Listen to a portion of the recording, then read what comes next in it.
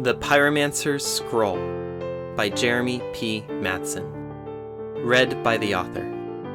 Music by C.J. Matson. Chapter 19. Battle. There was a benefit to the last 3 weeks of constant maneuvering. It had honed Volthorn's army into a well-oiled machine. Even in the dense blanket of fog, each battalion formed up with near flawless procedure.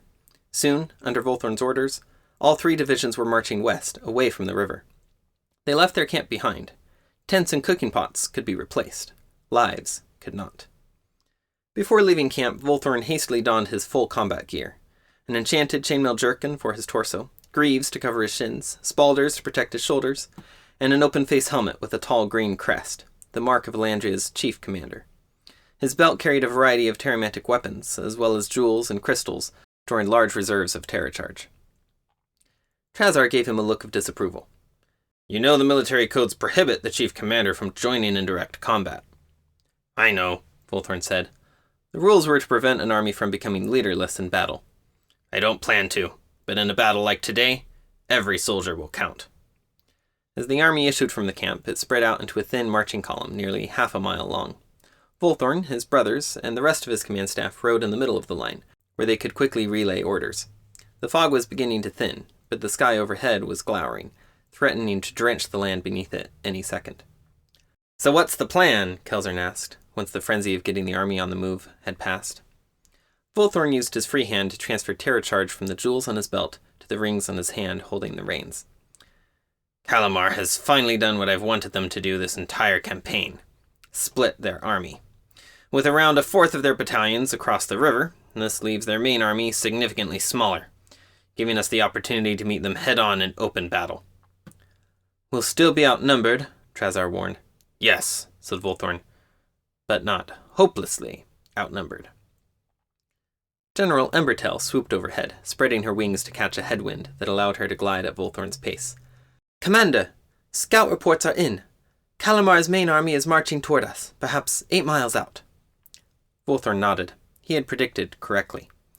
"Who is winning the fight for air superiority?" "It's a bit chaotic," said Embertel, flapping her wings to avoid stalling. "It's raining up ahead, and my flights are struggling to tell which griffins are on whose side, if they can even stay aloft in this weather." She swooped away with the next gust of wind. As if on cue, raindrops began pelting from the sky, causing Volthorn's helmet to ring with tiny impacts. He took it off and tucked it under his shield arm. An idea sparked in his mind. The rain, the fog, the visibility. He raced to remember the terrain around them, still fresh in his memory from when they had retreated this way 2 days before. The land straight ahead was flat, mainly occupied by farms, but just to their left, he remembered there being a low ridgeline. Volthorn turned to a swifter messenger.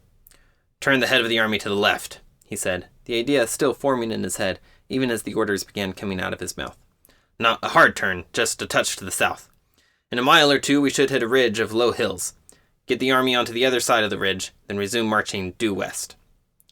The swifter nodded and darted off toward the front of the marching column. Volthorn turned to Kelzern. "Send new orders to our griffin and scouting patrols, as well as the Thunderhooves cavalry battalion. Have them attack Calamar's northeast scouting perimeter. We need to draw their attention toward the northeast and away from our actual position to the southeast. Understood?" Kelzern nodded and began to ride ahead toward a group of messengers. The rain began to fall harder, drenching Volthorn from crest to claw. He wiped the rain away from his eyes and turned to Trazar. "Calamar picked a fine day for a fight, didn't they?" The army slogged on. The terrain here was mostly pasture land, now turned to mud, with the occasional grove or thicket. Volthorn could hear the annoyed moos of cows as the lines of marching troops interrupted their grazing. Volthorn looked over to see Trazar studying him quizzically. "Something on your mind?" Volthorn grunted. Trazar nodded.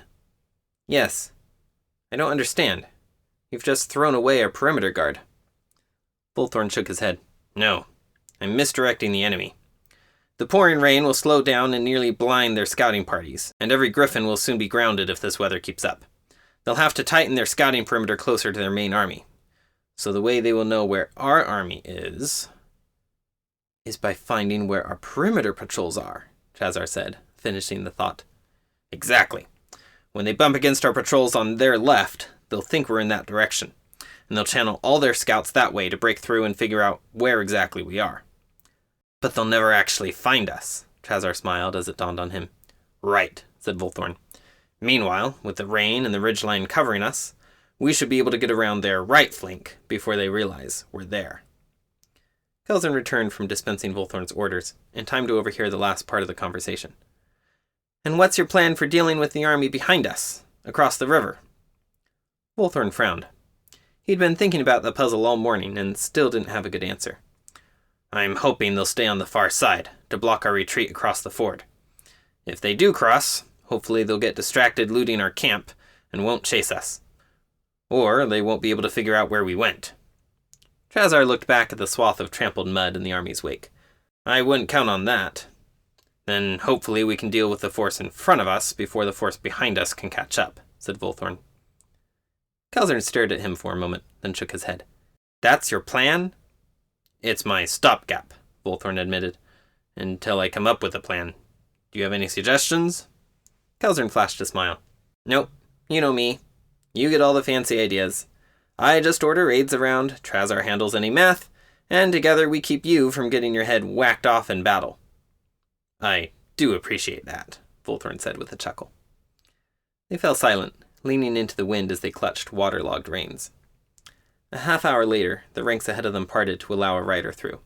He reined up his horse just shy of Volthorn and his brothers, spraying them with mud. Commander, we just spotted the enemy close at hand, just over the ridge to our right, under half a mile. Do they know we're here? A horn sounded in the distance, muffled by the rain. Volthorn recognized the pattern. The Calamarvan signal to form into battle lines. I guess they do now, Kelzern said. Volthorn settled his helmet over his head. Let them blow. It's too late. Volthorn realized, as he crested the ridge a few minutes later, that he had achieved what every military commander dreams of. Near complete tactical surprise. The Elandrian army, stretched out in one long marching column, took only a few minutes for each company to turn 90 degrees to their right and march up the crest of the ridge, until their whole army was in place along the ridgetop, already in battle formation. In the valley on the far side of the ridge was the Calamarvan army, but facing the wrong way. They had been marching east in a wide formation, expecting to encounter the Elandrian army somewhere between them and the river. But instead, the Elandrians had appeared, suddenly, due south of them, and very, very close. Up and down the ridgeline, Volthorn's officers were at work, smoothing out bulges of men and filling in gaps as they ordered the sodden ranks of soldiers into one long battle line. Their formation stretched nearly a mile long. The infantry formed a dense phalanx of shields and spears, 10 to 15 soldiers deep. Archers occupied the rear, hurriedly stringing their bows. Drums began to pound up and down the line, making the air throb as their beat melded the army into a single, pulsing organism. In contrast, the Calamarvan army in front of them was in the throes of confusion. Officers were riding back and forth, trying to pivot their battle line, but the tightly packed formations of soldiers kept getting in each other's way. The drums, the horns, the day's unexpected reversals, it all filled Volthorn with an energy he could scarcely restrain. He turned to his lead hornblower. Sound the charge! The hornblower winded his horn in one long blast. More horns up and down the line took up the call. In answer, a roar arose from the throats of humans, Korks, and Avirs, over 20,000 voices raising the same battle cry. Elandria! The ranks began to move down the ridge, slowly at first, then faster and faster as the soldiers broke into a light jog. Here and there, a patch of spear points glowed red, the handiwork of Pyromancers spaced throughout the army, enhancing the weapons of their comrades before going into battle. In the rear of the marching troops, Vivamancers played on pipes and drums, filling the air with the battle melody to inspire bravery and quicken reflexes. Volthorn stayed back on the ridge with his command staff, watching from the vantage point of his horse as his battalions accelerated. The rain was letting up, and a cold wind was at their backs, pushing them onward. Commander, sir, said an officer behind him. Cavalry wants to know their orders. Volthorn answered without hesitation. Mass our cavalry on our left flank. Get around the enemy into their rear and wreak havoc. Yes, sir. Volthorn turned to General Embertel. And as soon as this rain dies, get your flights airborne again. Elandria's ranks were rapidly closing on the enemy. In front of them, the closest Calamarvan battalions had managed to rearrange their ranks to face the unexpected threat. but their hastily erected battle line was thin and poorly organized, and the rest of Calamar's army was stretched out behind them, their path to the battle blocked by their own soldiers. Volthorn couldn't have conceived of a better situation if he'd tried. Archers on both sides began firing volleys. Some hit their mark, others clanged off the rows of overlapping shields. Volthorn flinched as a blast of light and noise emanated from one section of the line, some sort of exploding pyromantic projectile, and knocked a long furrow in one of Elandria's battalions, killing perhaps half a dozen men and injuring many more. But the gap was quickly filled in as soldiers on either side adjusted their position. 50 yards now. More flashes sounded down the line as soldiers on both sides hurled additional pyromantic missiles, though none were as powerful as the first. Balls of flame arced through the air, launched by pyromancers in both armies. Then the ranks collided. The air reverberated with the clash of metal on metal as thousands of spear points impacted thousands of shields up and down the mile-long front. The battle cries abruptly died as soldiers turned their attention to thrusting and hacking and blocking and slashing. And all too quickly, the air began to fill with screams of pain. Volthorn clenched his jaw, trying not to think about how many of his men had died in the last 20 seconds alone. How quickly the thrill of battle turned to the gruesome reality. He felt a rush of air as a formation of griffins swooped overhead, climbing in altitude as they screamed their challenge to the wind. The rain had let up, and now griffins were taking to the air all across the battlefield, swooping and diving, scratching and clawing at each other in one-on-one aerial catfights. Volthorn turned to his aides. "We'll make this hillock our command post. Raise the commander's banner. I want the Iron Thicket Battalion in reserve behind our center, and the Green Pine Battalion ready to reinforce our right flank." "Yes, Commander." A platoon of cavalry thundered past. Volthorn watched them ride by. Was he making the best decision, massing his cavalry on his left flank? Was he leaving his right flank too vulnerable? He shelved the worry. Battles were about balancing risks, not avoiding them. The morning marched by. Volthorn entertained a constant stream of updates brought by swifters and griffins from each section of the battlefield. The left flank brought the best news. There, Elandria's battle line extended far past Calamar's, allowing them to advance unopposed and inflict chaos on Calamar's flank. Soon, enemy battalions began to arrive, crossing from the far end of the battlefield to check the Elandrian assault. But the enemy units were scattered and unorganized, and the Elandrians had momentum. Plus, Elandrian cavalry was harassing the rear of Calamar's army with a series of hammering flanking assaults. The center quickly turned into a stalemate. After initially losing ground, the Calamarvan army stiffened its resistance, piling more and more soldiers onto the back of the battle line, until the mass of men made retreat impossible. The battle here was devolving into a pushing match of shield on shield, as both sides strove to outlast the other. The biggest problem was on Volthorn's right flank. Most of Calamar's cavalry was on that side of the battlefield, and Volthorn had little cavalry to spare after dispatching most of it to his left flank. Soon, rounds of enemy cavalry were smashing into the infantry on Volthorn's right flank. His soldiers were holding firm, for now. But his general on that flank, General Oren, kept having to thin and lengthen his line, curving it back up toward the top of the ridgeline to avoid getting outflanked. An hour into the battle, Volthorn ordered the Green Pine Battalion to reinforce the right flank.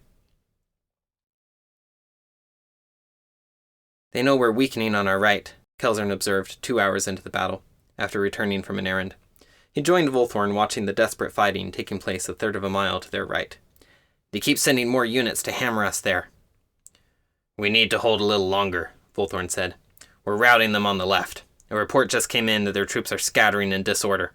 A few more minutes, and their center will begin to crumble as well." "Then it's a race against time," said Kelzern.